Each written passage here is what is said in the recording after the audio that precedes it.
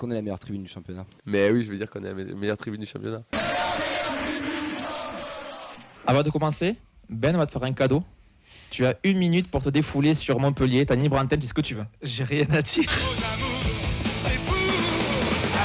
Allez, on t'accompagne un petit peu. Donc tu veux en parler ou tu préfères attendre? Non, franchement, j'ai strictement rien à dire à part aller vous faire foutre. Voilà, c'est tout. Eh Je ben, m'en dirai sur ça. C'est ce qu'on en gardera. Allez vous faire foutre. On vous embrasse. Merci Clément, c'est bon. On va enchaîner avec la première news avec toi, Nathan. Oui, tout à fait.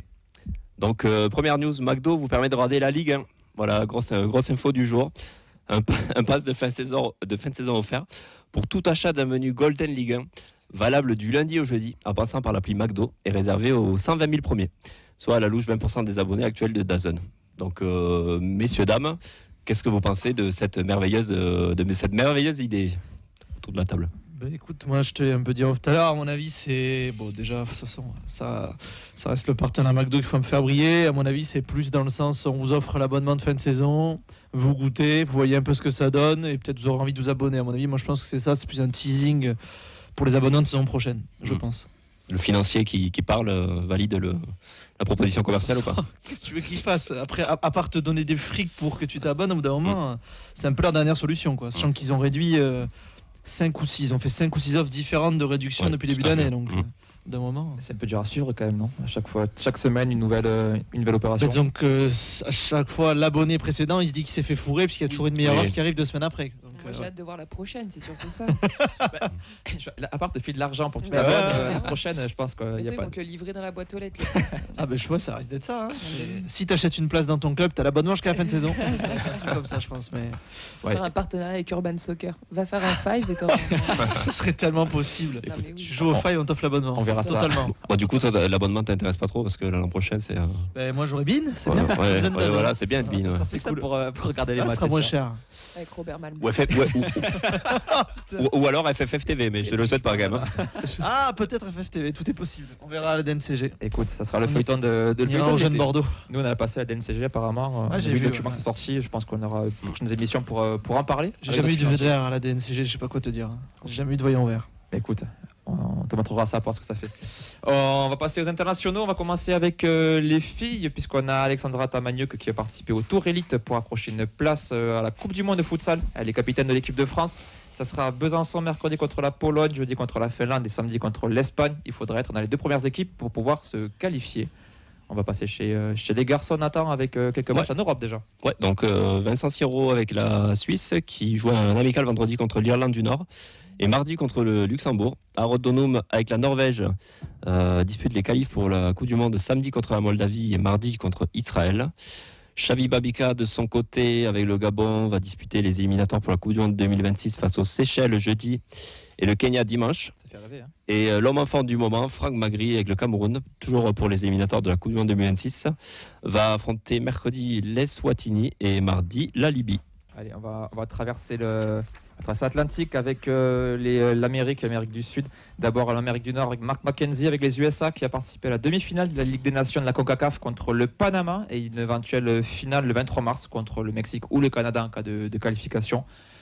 Christian Caceres et Gabriel Soiseau, eux, ça sera les éliminatoires de la Coupe du Monde 2026. Le Venezuela jouera vendredi contre l'Équateur et mercredi contre le Pérou. Le Chili vendredi contre le Paraguay et mercredi contre l'Équateur. Donc les deux assez tard dans la semaine pour Heureusement postuler que tu une joues place pour le dimanche. On revient avec toi, Nathan, en Europe avec les jeunes. Ouais, donc Charlie Cresswell avec l'Angleterre Sport va disputer un match amical contre la France et lundi contre le Portugal. Oumi Tagdag de son côté avec la Roumanie va affronter le Portugal vendredi et mardi va affronter les Pays-Bas. Noah Edjouma, le pitchoun qu'on aperçoit depuis quelques temps avec le TF, va affronter le Japon jeudi avec la France U20 et le Mexique lundi. Les deux du côté d'Alicante. Allez, d'autres jeunes encore, les équipes de France U19 maintenant, Mathis Niflor, Dayan Metali, Jady Canvo participe au tour élite de l'Euro U19. C'est en Italie. Il y aura des matchs contre l'Espagne dès demain mercredi, la Lettonie samedi, l'Italie mardi. Si je dis pas de bêtises, la plupart des matchs sont retransmis au moins sur YouTube ou sinon sur FFTV. Chez les 18, on a Sidi Koumbassa, en équipe de France toujours, qui va participer au tournoi international de Porto. Donc contre le Portugal jeudi, l'Angleterre samedi et la Tchéquie mardi prochain. Et pour terminer, Ilias Azizi avec l'équipe de France U17. Deuxième tour des qualifications pour l'Euro dans les Landes ce mercredi contre la Finlande, samedi contre Danemark et mardi contre la Grèce. On verra si on a notre correspondant Mehdi sur place, on ne sait jamais. Il est toujours pas loin. On fera un point la semaine prochaine sur les résultats qu'on aura, puisque comme souvent, on a quand même beaucoup d'internationaux côté TFC. Ça fait une belle liste. Ouais. Allez, on va passer à l'académie avec toi, Nathan, pour la préformation. Ouais, tout à fait. Malheureusement, on commence avec 2 défaites pour les U15 qui vont perdre 3-2 à Lourdes.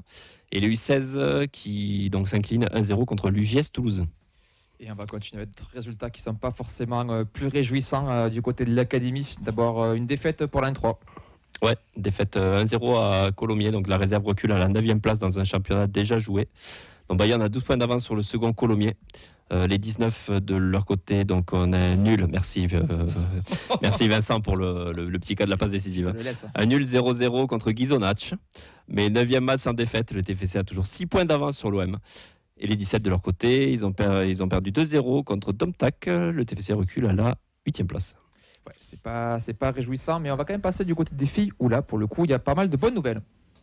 Nivine. Oui, la frappe de Nivine. Oui, l'ancienne Marseillaise qui marque contre l'OM, et ça, si c'est pas beau. C'est bon, ça, Ça voilà. célèbre, c'est bon. Vous vous régalez toujours autant chaque fois que vous entendez dans il le me régale, dans le celui-là. jingle. Ça fait plaisir.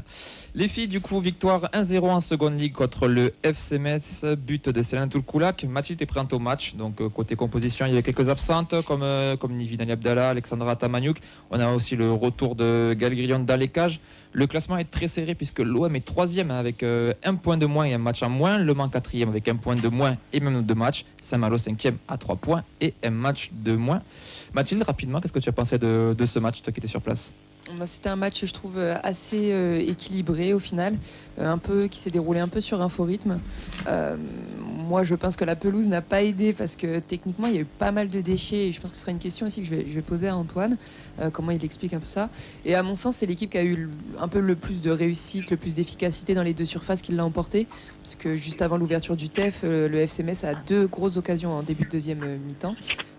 Où Gaël s'interpose, où il y a un bon retour de Lou qui gêne un peu l'attaquante aussi sur une seconde occasion.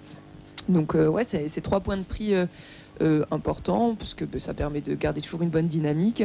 Et voilà, je pense que en début de saison ou récemment sur les autres périodes qu'il y a pu y avoir en D2 il y a 2 ans au TEF, parfois ça tournait plutôt dans l'autre sens, donc c'est plutôt bon à prendre. Mais on a justement Antoine Gérard, le coach des féminines avec nous au téléphone. Comment ça va, Antoine ?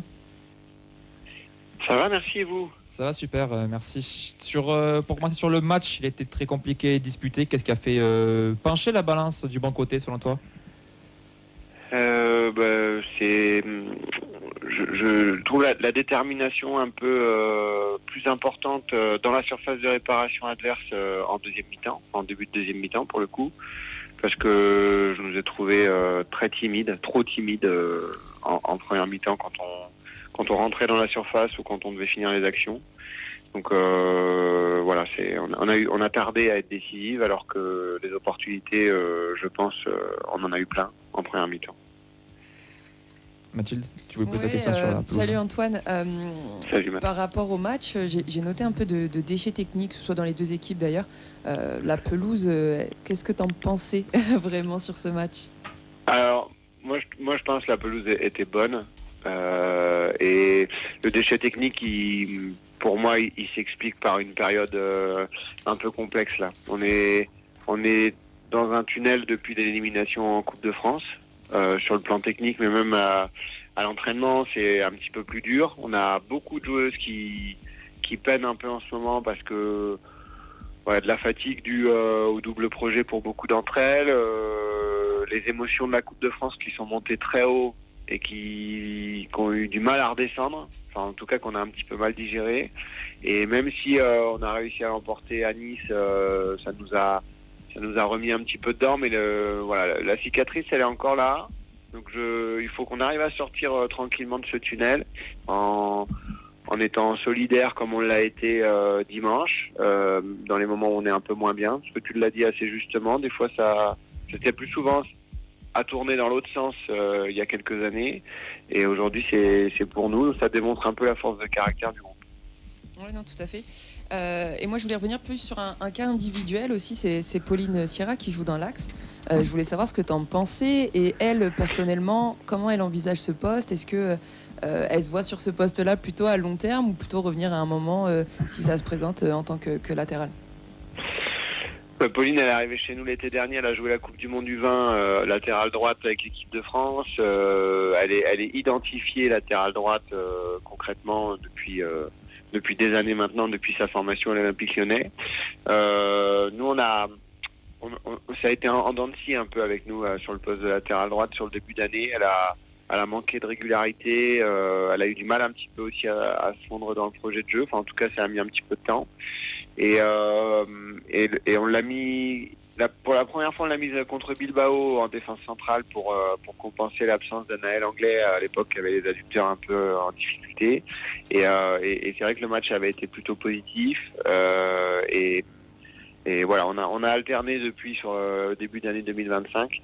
Mais c'est vrai que si on fait un bilan à l'heure actuelle des performances de Pauline comme latérale droite ou comme défenseuse centrale, je pense qu'elle a été plus performante avec nous sur le poste de déf central que sur celui de latéral. Ouais, puis moi j'aime bien la complémentarité avec Lou qui va être plus dans l'expérience pour gérer ce poste. Et Pauline, on a pu le voir aussi sur du dépassement de fonction là contre Metz où sur une ou deux situations elle apporte un peu le surnombre et le danger. Donc je trouve ça super intéressant en tout cas. Ouais, elle a une fougue. Elle est pas exactement comme une centrale.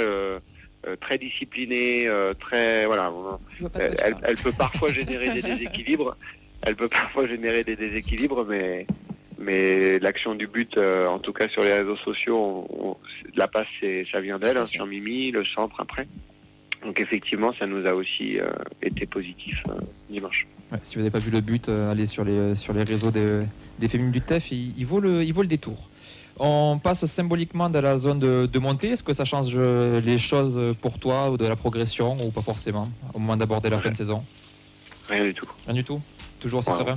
Franchement, ça change rien parce que virtuellement, on n'est pas tout à fait deuxième. Il y a un match de retard pour Saint-Malo, pour Marseille. On est deuxième par, je dirais, le contexte des exempts, des équipes qui ont été déjà exempts et nous, on ne l'a pas encore été. Donc, on s'est dit là concrètement avec les filles qu'il nous restait 2 matchs avant un week-end off. Il nous reste Evian et Rodez, qui sont 2 équipes de la deuxième partie de tableau qui vont lutter pour leur maintien. Donc, des matchs jamais évidents. Donc, une fois qu'on sera sorti de ces 2 matchs-là et qu'il nous restera les 4 gros pour finir le championnat, je pense qu'on se positionnera dans 2 matchs pour savoir exactement ce qu'on essaye d'aller chercher, pas chercher. Aujourd'hui, on est maintenu. Ça c'est sûr, oui. On est maintenu en seconde ligue, mais ce qu'on veut avant tout c'est gagner nos 2 prochains matchs et continuer à sortir du tunnel un peu, je dirais, de fatigue, d'usure un peu psychologique pour retrouver notre niveau technique et aborder la dernière ligne droite au mieux. Et parlons justement de ce prochain match à Thonon qui est 8e, c'est à l'extérieur ce dimanche. Est-ce que le groupe sera complet côté toulousaine ou est-ce qu'il y aura encore des absences ? On a Anaël Anglais qui jouera plus qu'à la fin de la saison, vous le savez. Nivine qui reviendra tardivement, je pense, qui se fait opérer du genou. C'est rien de grave, c'est pas une grosse opération, mais elle sera pas là tout de suite. On espère qu'elle jouera quelques matchs cette saison, mais elle va être absente quand même sur de la durée. Marie Mati va jouer son dernier match de la saison avant une opération, elle aussi au genou. Alors, elle va être dans le groupe avec nous en tout cas. Et après, sauf si je ne m'abuse, mais je pense que j'ai fait le tour. Alexandra Tamaniuk qui dispute la phase finale de tour qualif de Coupe du Monde avec l'équipe de France de futsal cette semaine sera malgré tout disponible et en capacité d'être avec nous. On n'a pas de suspendu pour son match. Donc on va aborder ce match-là avec beaucoup de sérieux. Evian et Mathilde le sait pour l'avoir fait quelques fois, ce déplacement à Évian, il est très compliqué. Le terrain est très compliqué, l'équipe en face très engagée, très compliquée à jouer, à contourner. C'est une équipe qui n'a pas beaucoup lâché de points chez elle cette saison, sur son terrain en herbe, sur lequel elle nous accueille dimanche. Voilà. Quand elle s'est déplacée un peu sur des synthétiques, sur des communes limitrophes, ça a été plus dur. Mais quand elles sont sur leur terrain en herbe, qui est globalement de mauvaise qualité, c'est dur. Elles jouent un petit peu avec leur force, quoi. Puis avoir les conditions météo aussi à ce moment-là. Je sais pas. On verra le bulletin météo si jamais il neige, effectivement. Ouais. Ah non, mais après, c'est un vrai enjeu, c'est un vrai challenge aussi pour nous, dans le contexte actuel, de poursuivre la dynamique dans un match un petit peu plus compliqué à aborder dans l'aspect structurel, voilà, au vu du terrain, au vu du déplacement, du lieu, voilà. Si on arrive à se sortir de ce match-là, je pense que ça va nous faire énormément de bien à la confiance. Parce que c'est pas facile d'aller prendre des points là-bas. Et la programmation du match contre Rodez le samedi, c'est aussi dans cette envie du coup de pouvoir faire souffler les filles un peu plus tôt dès le dimanche? Non, pas particulièrement. Rodez, c'était l'opportunité de jouer un samedi après-midi à 16h. Ça nous laissait l'opportunité peut-être aussi de générer un petit peu plus de monde. Parce que souvent on a des difficultés à programmer les matchs. Tardivement le dimanche, ou en tout cas à 15h le dimanche. Donc là, samedi, 16h, ça laissait effectivement l'opportunité d'attirer un petit peu plus de monde. Alors certes, les filles vont être dispo et on a en tout cas en capacité d'être au repos derrière jusqu'au mardi. Mais c'était pas la raison première. Je vois. C'était pas la priorité. Trouver du repos pour les filles, si ça l'est. Franchement, jusqu'à la fin de la saison, on va essayer de faire attention à l'état de santé du groupe, mais pour qu'elles soient en capacité de performer sur les derniers matchs. Mais bon, la programmation de Rodez, c'était pas ça en premier. Merci beaucoup Antoine d'avoir fait ce petit moment de débrief avec nous. Et on se retrouve mardi prochain en espérant débriefer une nouvelle victoire. C'est tout ce qu'on souhaite au groupe. Merci à vous, comme à chaque fois. Et à mardi. À mardi, bonne soirée. Bonne soirée. Bonne soirée. Allez, pour être tout à fait complet sur les résultats des féminines, la régionale 1 s'est imposée 6-0 contre Cœur Gascogne foot féminin avec des doublés de Ponce et Apsi, des buts de Etienne et Bonafou. Le TPC est second avec le même nombre de points que Jacou Clapier qui a un match en plus, mais l'SPTT Montpellier n'est qu'à un point avec 2 matchs en moins. Et les U19 sont imposés 2-1 à Soyo. Dos Santos et Jurado sont les buteuses. Le TPC a fini à phase aller. 13 points en 5 matchs, invaincu et en tête de la poule. Comme d'habitude, vous pouvez retrouver le programme chaque vendredi à 16h et les résultats chaque lundi à 16h sur nos réseaux sociaux. Et c'est maintenant ton moment, Clément. C'est passé 2-3 dingueries. Mais non! Il a pris un gros rouge à la 41e pour avoir tout simplement empoigné un adversaire par la gorge. Ce gros faisan de Saïd Amoulic. Rien à signaler non plus, une note moyenne, pas de passe D, pas de but. On va passer au journal des prêtés. Et tout à fait, c'est le retour du journal des prêtés comme tous les mardis, vous le savez. Alors aujourd'hui, on a fait dans l'innovation un petit peu, ça va être une chronique un petit peu participative, puisque je vais vous demander de pronostiquer un petit peu ce que nos faisans ont fait. Vous allez voir, c'est pas hyper compliqué. Ils sont un petit peu prévisibles. Voilà, il y a des schémas qui se répètent. On ferme les yeux, c'est ça? On regarde le programme. Okay. On va commencer avec Ibi Sissoko. Alors qu'est-ce que vous pensez qu'il a fait Sissoko ce week-end? Soit il s'est battu, Bantouche. soit Bantouche. Je pense qu'il a pas quitté le plaid. Ouais. Il a tout à fait pas quitté le plaid. Bien vu pour la deuxième fois. Pour Mathilde. Pour la deuxième fois consécutive, il n'a pas quitté le banc lors de la victoire 3-2 de Sheffield contre Norwich. Donc au début, quand on a vu changer de club, on était content. On s'est dit tiens, il va dans une équipe un peu meilleure, c'est cool. Mais en fait non, c'était piège à con puisqu'il joue de moins en moins. Et quelques entrées en jeu. Et là vraiment depuis 2 matchs, c'est le banc. De la première à la 90e et son club est 12e de Championship. Mais il faut rappeler que des gens le regrettent. Tout Stadium, c'est dingue, c'est dingue. Je trouve ça fou. Voilà, t'es là pour abattre toi. Non, mec, je l'ai vu jouer, je pense que des gens l'ont vu jouer, ils le veulent quand même, je sais pas. Je pense que tu prends pas à Montpellier? Je le prends même pas sur Mind 2, je te le dis. Bon. Ah, vraiment pas. Mec, je pense que je m'arrache le maillot aussi. C'est dur là quand même. Il reste quelques matchs d'ici la fin de saison, donc on n'est pas à l'abri d'un miracle, mais c'est vrai que c'est mal embarqué. On va passer au second, à César Gélabert. Alors, je vous pose la question, j'ai un peu spoilé pour voilà. Je joue pas. Moi j'avais parié, donc je vais pas donner le score, mais ouais. Et partout? Un partout, tout à fait. Incroyable. Qui aurait pu prédire? C'est affolant. Notre président. C'est affolant. Encore une fois, son équipe de Riron a fait un partout, cette fois contre Cordoue. Alors lui ça va, hein, il joue, hein, il a joué 90 minutes en tant que 8 dans un double pivot, je crois que c'est la première fois de la saison, il avait déjà joué milieu de terrain mais pas dans ce système-là. J'ai compté pour vous, c'est le 10e match nul, un partout de Riron cette saison. Incroyable. Et il y en a eu d'autres, hein. Il y a eu des 2-2, 0-0, mais voilà. Mais 10 fois un partout, je trouve ça beau. Amis parieurs, vous savez quoi jouer ce week-end, parce que Riron rejoue ce week-end. Ah putain, c'est bon ça. Donc Ben, je te regarde. Camille, je te regarde, joué. même si tu n'es pas là. Tu devais le faire déjà cette semaine, tu ne l'as pas fait, tu es passé à côté d'un petit billet facile à prédire. Ah, c'est fou. Donc, La maison sur le 1 de Riron. ouais, là, Non, ce week-end, juste le nul pour sécuriser. Ce week-end, il faut, ouais.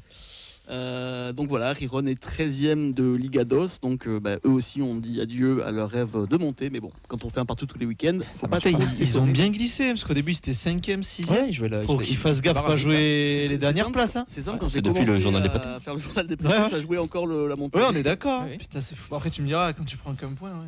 Allez, faisant suivant. Faisant suivant, Alex Dominguez. Alors d'après vous, qu'est-ce qu'il a fait Alex Dominguez? Il a chauffé le banc. Eh ben lui aussi malheureusement, il est encore et toujours remplaçant et n'a pas Mauvais pris choix de part au carrière. match nul dans tous les sens du terme. 0-0 de Eibar contre le Racing Ferrol.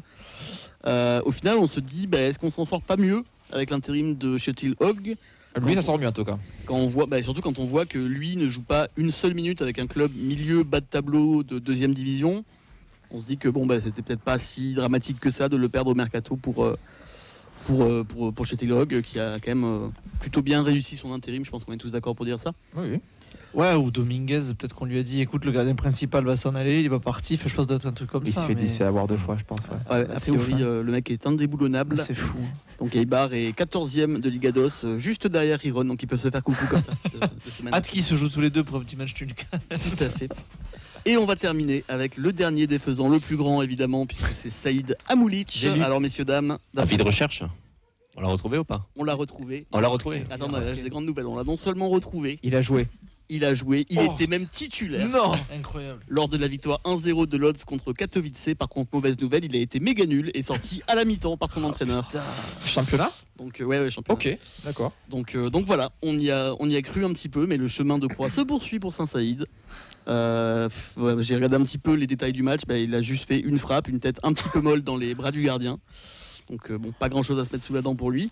Et on se demande un petit peu dans quel état on va le retrouver, notre faisan, en faisant rôti, faisant chasseur ou encore faisant cocotte à la forestière peut-être. Le suspense est en tout cas insoutenable. Et je tiens à remercier mon co-auteur sur cette chronique, l'article Tout sur le faisan du site metro.fr, qui m'a donné un indice sur là où tout a peut-être foiré. Lors de l'achat d'un faisan, on doit s'assurer que les membres sont intacts, que la peau soit grasse et de couleur dorée, et la chair doit être également très foncée. Donc pour moi, je pense que c'est un angle mort de la data. Donc à méditer peut-être pour les prochains mercatos et les prochaines fois. Et bon appétit, bien sûr.